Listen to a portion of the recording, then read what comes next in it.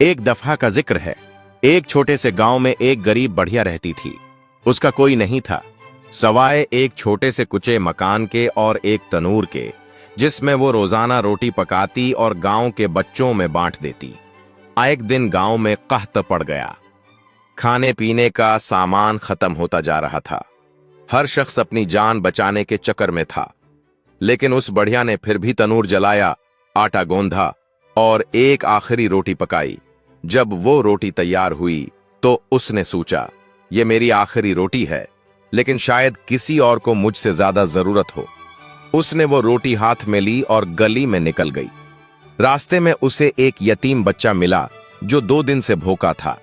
बढ़िया ने मुस्कुरा कर वो रोटी उसे दे दी और खाली हाथ वापस लौट गई। अगली सुबह जब गांव वाले उसके घर पहुंचे तो देखा कि उसके तनूर में रोशनी थी और उसमें कई रोटियां तैयार पड़ी थीं। न जाने कहां से आटा आ गया, न जाने कौन तनूर जला गया। लोग हैरान थे, लेकिन एक पुराना बाबा कहने लगा, जिसने आखिरी रोटी किसी और को दी, उसका रिज्क कभी खत्म नहीं हो सकता। अगर आपको ये कहानी पसंद आई हो तो हमारे YouTube चैनल को सब्सक्राइब करें और वीडियो को लाइक और शेयर करना न भूलें।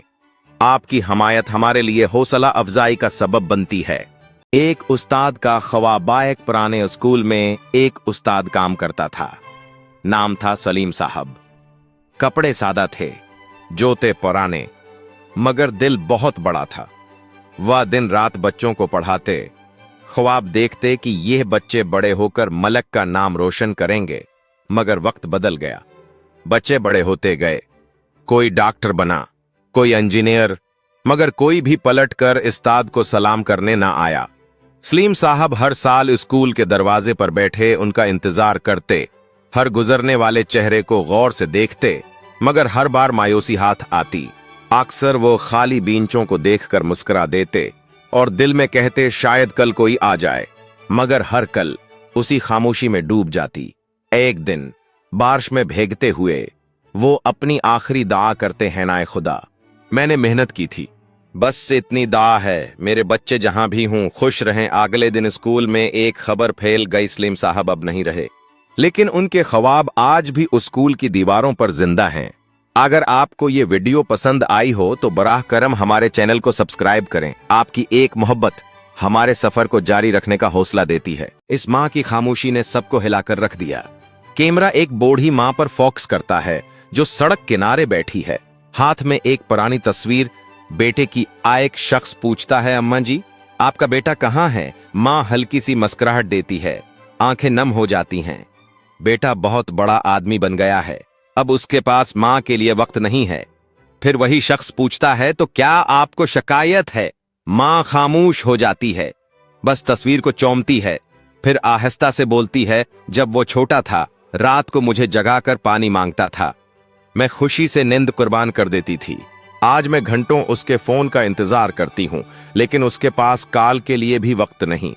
पहले हर दर्द में मेरे गले लगकर रोता था, आज मुझे ही भला बैठा है। मेरी दुआओं में आज भी सिर्फ वही है, पर उसकी जिंदगी में अब मेरी जगह नहीं। माँ बूढ़ी हो गई है, मगर मोहब्बत अब भी जवान है। बस वो कभी लौट आए तो सब कुछ माफ है। स्क्रीन ब्लैक होती है और अल्फाज आते हैं, माँ सब समझती है, मगर कहती कुछ नहीं, माँ के लिए वक्त निकालो, वरना सिर्फ अफसोस रह जाएगा। आखिर में अगर आपको ये वीडियो पसंद आया हो तो बराह करम मेरे चैनल को सब्सक्राइब जरूर करें। आपकी सपोर्ट ही मेरी ताकत है। ईमानदार मकैनिक। एक सच्चा किरदार कहानी शुरू होती है एक छोटे से शहर के एक कोने में, जहां एक पुराना सा गैराज है। वहां काम करता है रशीद, एक मकैनिक जो नहायत ईमानदार, मेहनती और सादा दिल इंसान है। उसका चेहरा धूल से एटा होता है, मगर दिल ऐसा साफ जैसे आईना। लोग उसे उसके काम के लिए कम, उसकी ईमानदारी के लिए ज्यादा जानते हैं। रशीद कभी किसी गाहक से ज्यादा पैसे नहीं लेता, न ही कभी खराब पार्ट को ठीक बताकर बेचता है। एक दिन एक अमीर आदमी अपनी गाड़ी लेकर आया। उसकी गाड़ी में कोई बड़ी खराबी न थी, मगर वो खुद लालम था। रशीद ने गाड़ी खोली, अच्छी तरह चेक किया और सिर्फ 5 मिनट में मसला हल कर दिया। अमीर आदमी ने हैरत से पूछा, कितने पैसे देने हैं? रशीद ने मुस्कुराकर जवाब दिया, सिर्फ 20 रुपए। अमीर आदमी ने हैरत से पूछा, कितने पैसे देने हैं? रशीद ने मुस्कुराकर जवाब दिया, सिर्फ 20 रुपए। अमीर आदमी ने हैरत से पूछा, कितने पैसे देने हैं? रशीद ने मुस्कुराकर जवाब दिया, सिर्फ 20 रुपए। मसला बड़ा नहीं था। वह आदमी हैरान रह गया। उसने कहा, मैं चाहूं तो तुम्हें 2000 दे सकता हूं, मगर तुमने ईमानदारी की मिसाल कायम की है। रशीद ने जवाब दिया, मेरा ईमान कहता है रोजी हलाल हो, कम हो तो भी काफी है। यह कहानी हमें सिखाती है कि अगर हम अपनी मेहनत और ईमानदारी पर यकीन रखें तो दुनिया आज नहीं तो कल जरूर हमारी कद्र करेगी।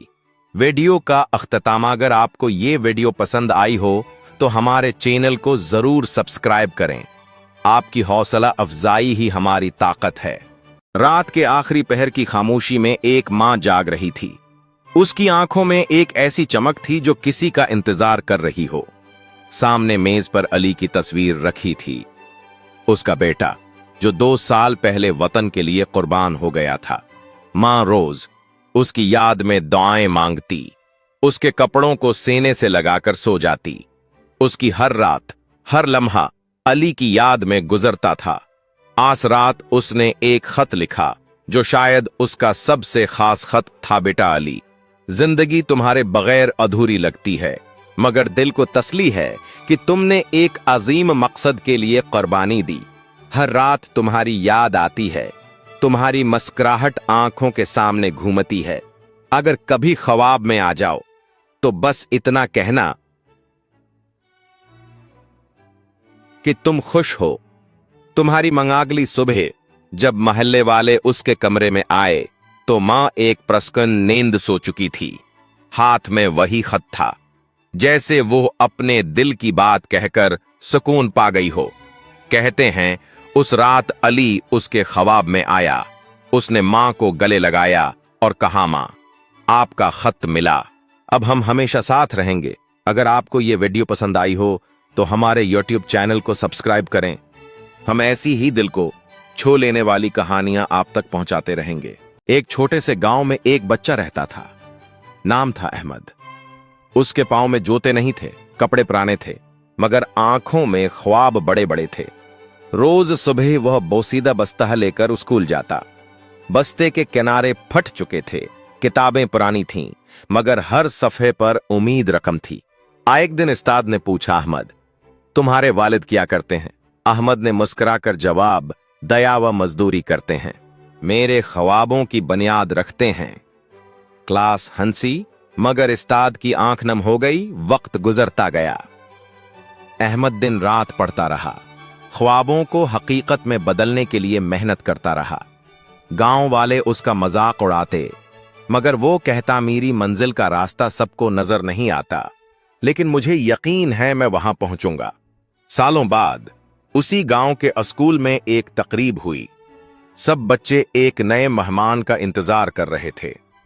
जब वो आया तो सब हैरान रह गए। वही अहमद, अब एक कामयाब साइंसदान, अपने गांव वापस लौटा था। उसने वही बोसीदा बस्ता साथ लाया और कहा, यह मेरा असल सरमाया है। ये बस्ता नहीं, मेरी मां की दुआएं, मेरे बाप की मेहनत और मेरे उस्ताद का यकीन है। फिर उसने स्कूल के तमाम बच्चों को नए बस्ते दिए।